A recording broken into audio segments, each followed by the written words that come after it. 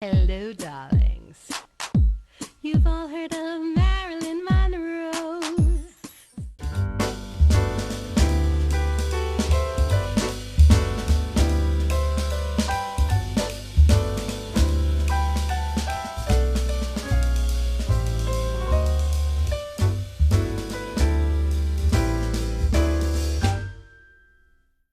Celebrate 27 years of the Hamptons International Film Festival.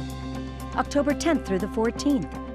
5 days, over 150 films from around the world. Panel discussions, presentations, and some very special events. Get your tickets and passes now at hamptonsfilmfest.org. Follow us on social media at Hamptons Film. The 27th Hamptons International Film Festival, October 10th through the 14th. Catch the best films of the year, Columbus Day weekend.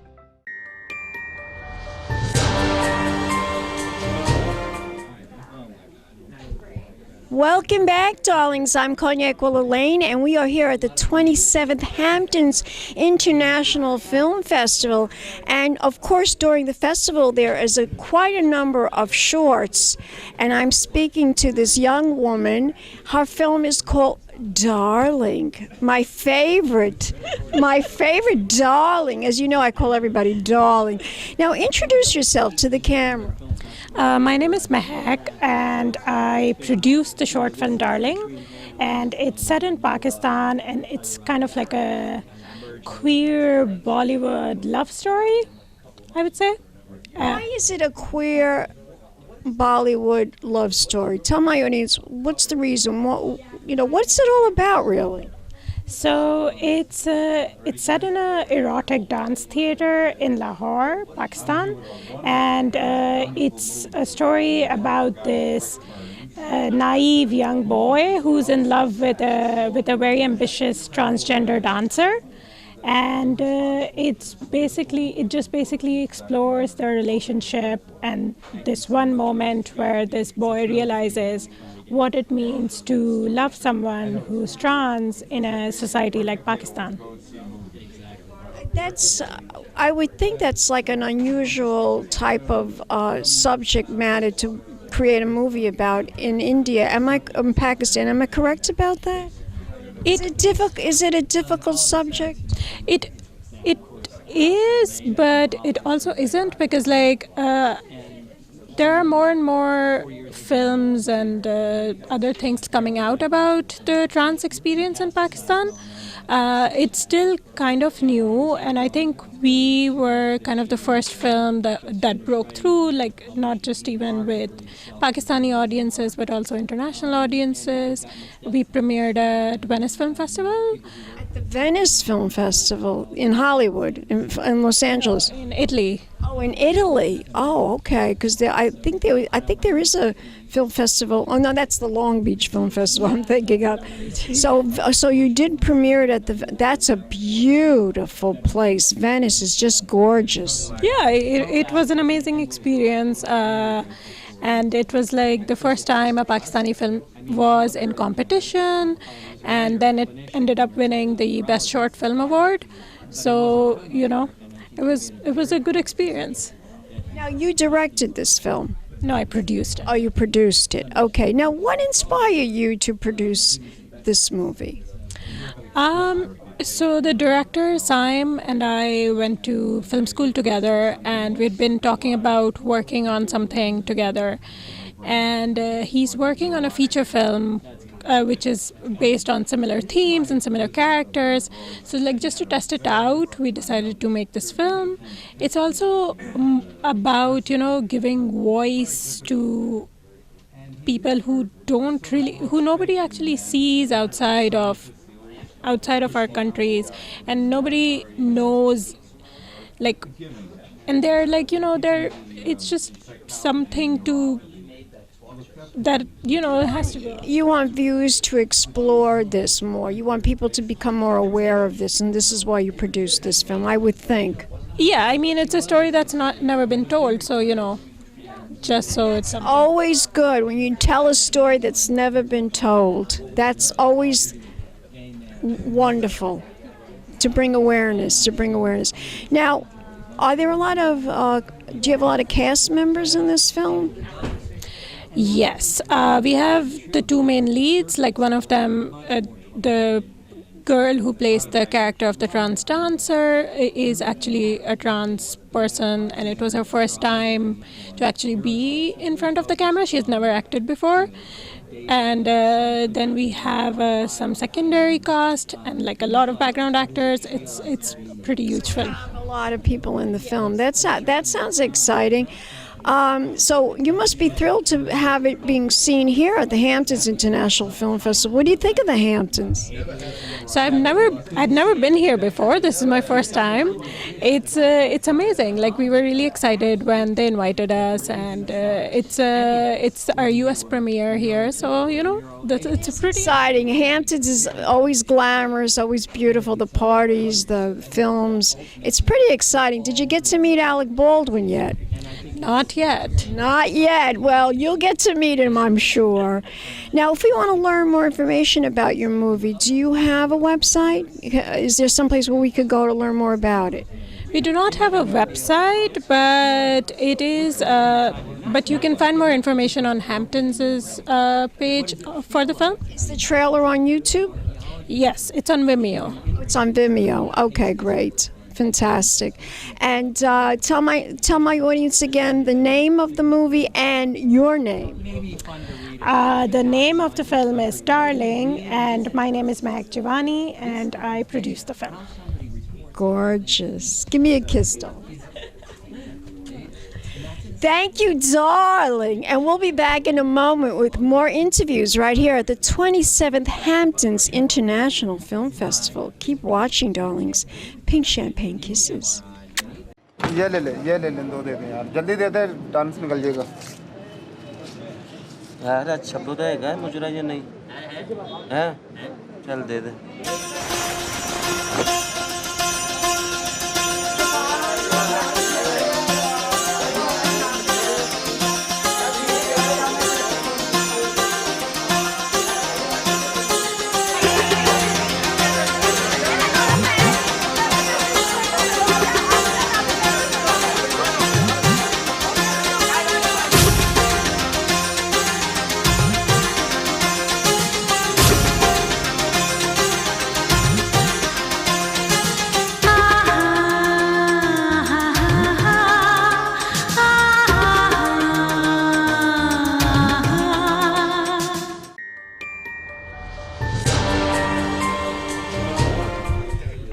Welcome back, darlings. I'm Cognac Wellerlane, and we're here at the 27th Hamptons International Film Festival. And I am here with the director of a very exciting film that's being shown here. He's going to introduce himself and tell us all about his movie. Yes, my name is Matthew Miele, and I did Alan PAKULA Going for Truth. Tell my audience about this film. Is it a documentary? Is it a featured film? It's a documentary on the great filmmaker Alan J. PAKULA, and he was responsible for some of our more iconic films, like To Kill a Mockingbird, Sophie's Choice, Presumed Innocent, All the President's Men. So a lot of those films are very political. They have a political message underlying what the film is really all about. Yes, that's true, but I think he was able to straddle the line between giving his opinion, which was a political message in a sense, but making sure that both sides, I think, were represented. And, he was really just digging for the truth, which is kind of relevant with what we're going through today. So. What inspired you to make this film? Inspired me? Because he was a filmmaker that I admired for years, and he died tragically in the late 90s, and I wasn't able to meet him or oh, that's so sad. Just have any type of connection to him on a physical level and a human level. So I just wanted to, celebrate him because he never had a real spotlight about his career that I admired so much. Well, how did he die, this gentleman? He died on the LIE. He was coming out to the Hamptons, actually, and he died in a car accident. Oh, my God. He was like 70 years old, and it was a real tragic thing, and, his life was cut short, and then the body of work was cut short. So. Out of all his films that he made, you must have a few that are your favorite.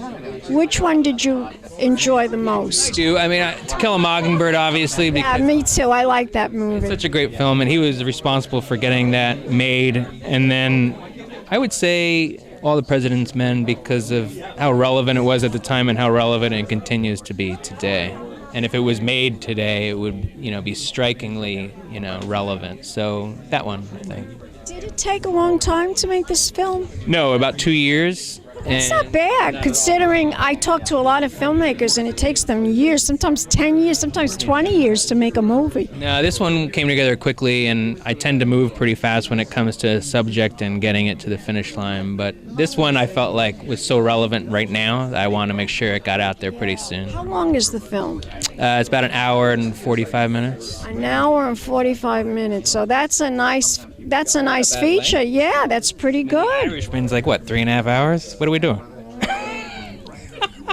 I have friends that are in that movie. Do you really? Yeah, well, I'm an actress too, so but I know I was in a movie with one of the actors, Dominic Mancini. He probably has a very small part in the movie, but Joe Pesci, Al Pacino, Robert De Niro's in that film. I heard there's an intermission. Is there really? Oh, yeah. But I want to see it. I went to the premiere last night. You did? I took pictures. I didn't see the movie. I went to the red carpet, took pictures, did my thing, got some B-roll. But none of the big stars were there, unfortunately. No, just Jane Rosenthal. A couple of actresses, but that was it. Oh, here.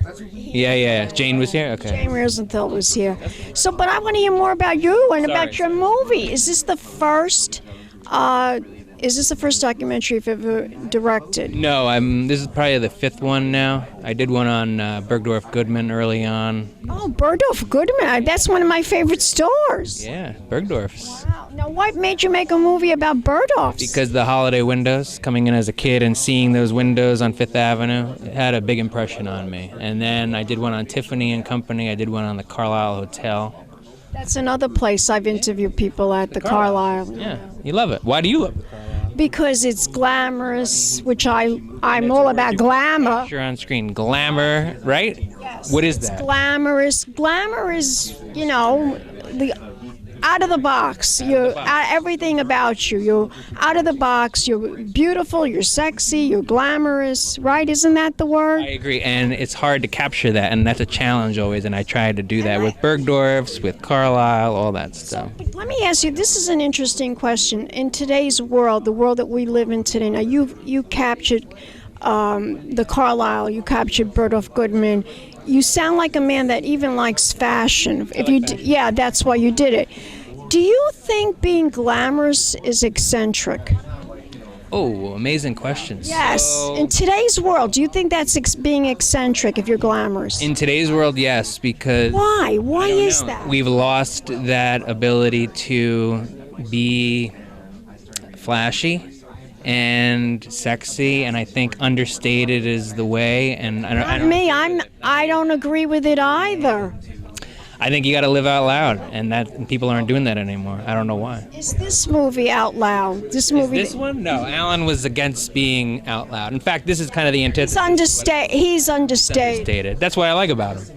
And this is kind of a departure from what I'm used to doing, which is a little more glamorous stuff. But Alan was glamorous in his own way. The stories he told, how they got out there, the actors he worked with. I mean, it has everyone. Gregory Peck was in that movie. Kill a Mockingbird. Streep and Sophie's Choice, Robert Redford, Dustin Hoffman, Jane Fonda, they're all in this film. So it's like we got a chance to be around glamour. She's something, that Meryl Streep. I was in the movie The Devil Wears Prada with her. Oh, really? And they wouldn't show me in the movie because I did background work. But I said, I don't want that woman in the movie. She can't be in any scenes near me. Who said that? Meryl Streep, yeah. You know why? You know why she said that? You know why? Because she was the only one that had white hair. And I have the white hair. So I figured, I won't give her any slack. How did you get the word on that? They just said Meryl. They told me. But they did use me. You don't see me in the movie. I'm walking in the background and I'm fuzzed out. But they did use me. Wow. But it was a lot of fun to be on this set. And I have really good memories from that movie. I had a great time. I enjoyed making it. She talks about it in this film, just a touch. Just a touch. But you are a fascinating director. Fascinating. Now, let me ask you something. Is there a website for this movie? Well, my website is quixoticendeavors.com, so you can go to that and see the different films that I've been. What is it? Exotic? Quixotic Endeavors. Quixotic. And spell it. Quixotic. Endeavors.com.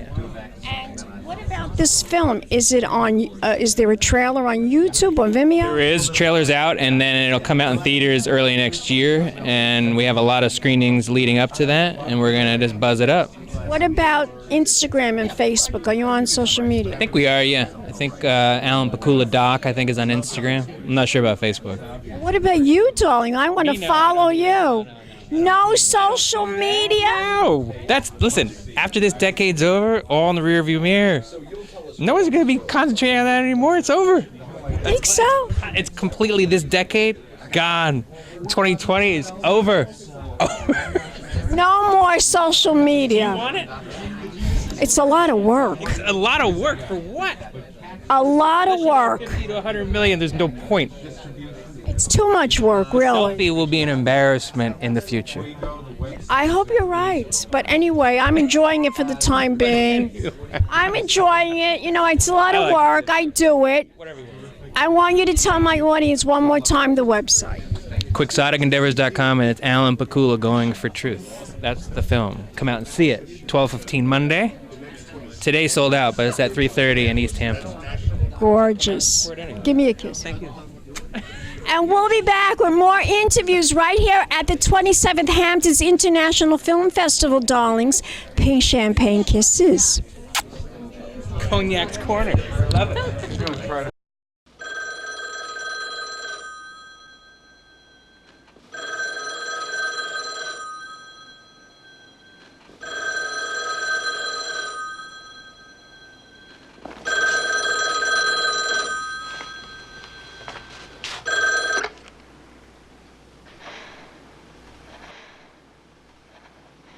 Hello? I can be a very bad girl, you know. I sometimes need a spanking.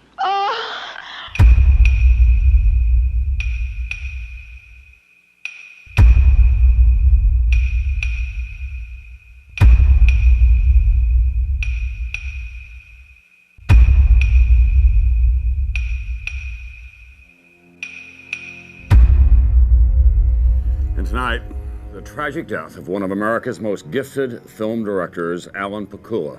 That was very upsetting. I'm a pretty steely guy, except that one really got to me. Just removed from the world. Nabokov writes about it, and he says, beauty always dies. He had an affinity for women, and I loved him for that. What Alan and I shared was this sense of paranoia about where the truth was.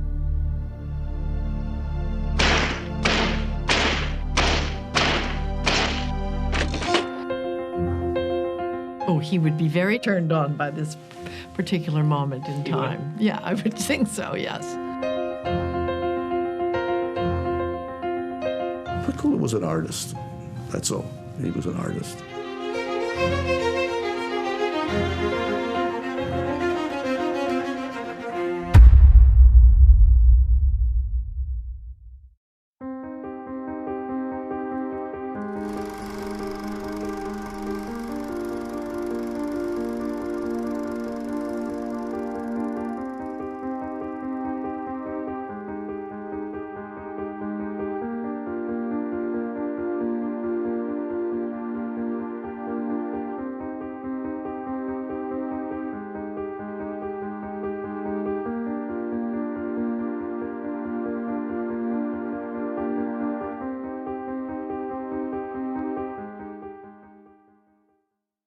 Come celebrate 27 years of the Hamptons International Film Festival. October 10th through the 14th. 5 days, over 150 films from around the world. Panel discussions, presentations, and some very special events. Get your tickets and passes now at hamptonsfilmfest.org. Follow us on social media at Hamptons Film. The 27th Hamptons International Film Festival, October 10th through the 14th. Catch the best films of the year, Columbus Day weekend.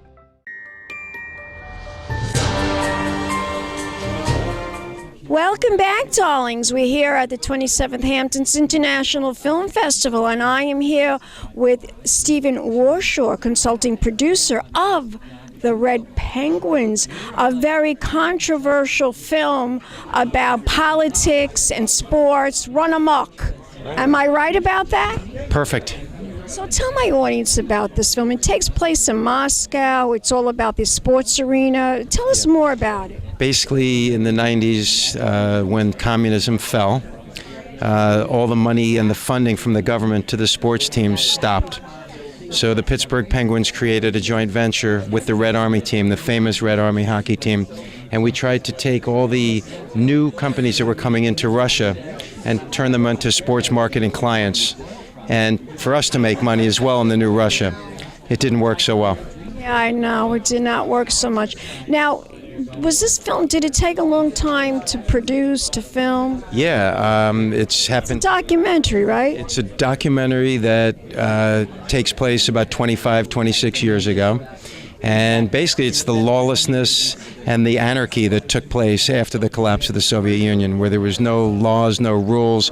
It was capitalism at its worst. It's like the Wild Wild West. We called it the Wild East. Very well said. That's how we marketed the team. Really? Welcome to the Wild East, yeah. The Wild East. There was no laws, no rules, no nothing. A lot of murder in the film, a lot of intrigue. Yeah, a lot of sports people. A lot of gangsterism too, right? We had... Like Russian Mafia and all that. Was that shown in the film as well? Yes, tons of Russian Mafia. We had guys coming to our games with sawed-off shotguns under their trench coats. And yeah, the team was a very famous team. So everyone knew the team, but unfortunately, after the collapse of the Soviet Union, there was no funding, and the Pittsburgh Penguins stepped in. Yep. Now, what inspired you to make this film? Well, Gabe Polsky wrote a beautiful film and directed Red Army, which was a big hit theatrically. And this basically, although not a sequel, it follows the team before the collapse and then after the collapse. So they were winning national championships before, and then as soon as the funding stopped, they went into last place. Yeah. Fascinating, fascinating. If we want to learn more information about the film, is there a website? You can go to Red Penguins, Google Red Penguins. You'll find about 40, 50 reviews. We premiered in Toronto. This is That's a big festival. Big festival, and we're happy to announce that right here in the Hamptons is our U.S. premiere. Yeah. Wow. Now tell my audience, when are you premiering? Did you already premiere? Yeah, we premiered last night and this morning. Had really nice crowds. It's a great festival. Wonderful festival. Yeah. Frank PR does their best to get you all the publicity you guys need, and that's what it's all about, to bring awareness and let everybody know about this exciting film. Is there a website that we can go to? We're working on the site, but it will be redpenguins.com. And is there a video or on YouTube or Vimeo or a trailer? Interestingly enough, there's no trailer yet because the film is being sold. So until the film is sold, there's going to be no trailer. Yeah, so you're going to have to rely on reviews. The next stop we're going to make is in New York City at Dock NYC on November 11th at 9:15 at night. That's the next U.S. premiere. Fabulous. Well, thank you very much. And we'll be back with more interviews right here at the 27th Hamptons International Film Festival. Keep watching, darlings. Big champagne kisses. Hello, darlings. You've all heard of Marilyn Monroe. Some of you know Bridget Bardot. Well, now it's time for the Cognac Show. I said Cognac, ooh, ooh. I said Cognac, ooh, ooh, ooh. I'm a bubbly blonde, fabulously dressed to impress. One of a kind girl.